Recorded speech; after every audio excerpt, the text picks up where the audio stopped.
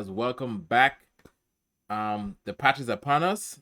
We're about to enter into patch 3.2, a curious journey, and we are about to have new champions such as Gnar, Galio, Yuumi, and Uda. So I'm gonna go through my top 5 cards that will be making a splash, the greatest impact, and the new set to come. And with the new balance patch out, and Ken and Ari making a nerf, getting a nerf, and not being a tier 1, I feel like the meta might be wide open if Pantheon doesn't take over.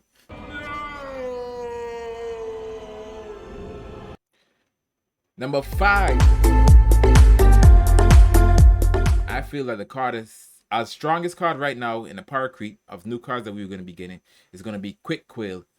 This card is a 2-mana 1/1 with attach. I feel like it's going to be able to reuse multiple times. If your unit uses the board, it goes back to your hand. So you're able to give all your units quick attack, which allows you to win multiple battles. It will be used on Fiora, so she might be back with quick attack. Or anybody in Demacia that has Challenger is going to be amazing with quick attack.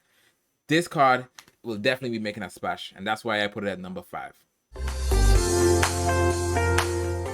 The number 4 card on my list is Assistant Librarian. This card is a 2/2 with a very interesting keyword that says Faded, and we all know what Faded does and how quickly it grows out of hand. But it also has a strike effect that says when this card strikes, not when it strikes your Nexus, when it strikes, it draws a spell with 3 or less mana from your deck. And if River Shaper Star showed us everything, that drawing a spell from your deck, it's nuts. So now imagine drawing a spell from your deck that has a unit that gets bigger, so you want to block this unit to kill it, and anything that you do to it makes it bigger.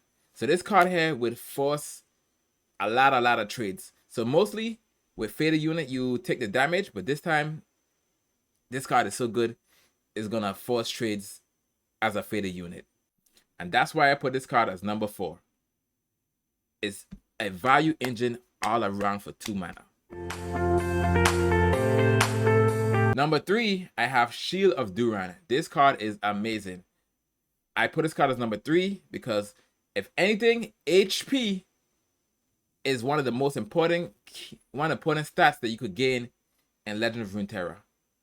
And being a Demacia card, this should be the first time that Demacia ever have any sort of real protection for their unit. So unless your opponent is using really hard removal like Minimorph or Vengeance, they're going to have a really hard time removing your overly statted unit off the board.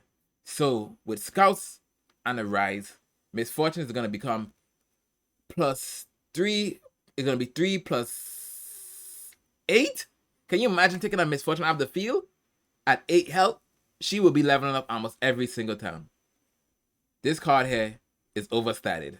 And that's why I have this card at number 3. We have Yuumi. Yuumi is an amazing card. Similar to Quick Quill, being able to have an attached unit that gives your unit +1/+1 is going to be amazing. She's going to be amazing to attach to Zoe or Pantheon or anyone with Faded. Just any good card that you want to keep alive, she's going to be amazing to attach to them. Is +1/+1 taught us anything is that it is busted. That's why it calls them like Yodel Captain, Yodel Explorer, Veil Temple, Nami. Those cards are really strong, and you have to be really careful with fine-tuning them and finding the right balance.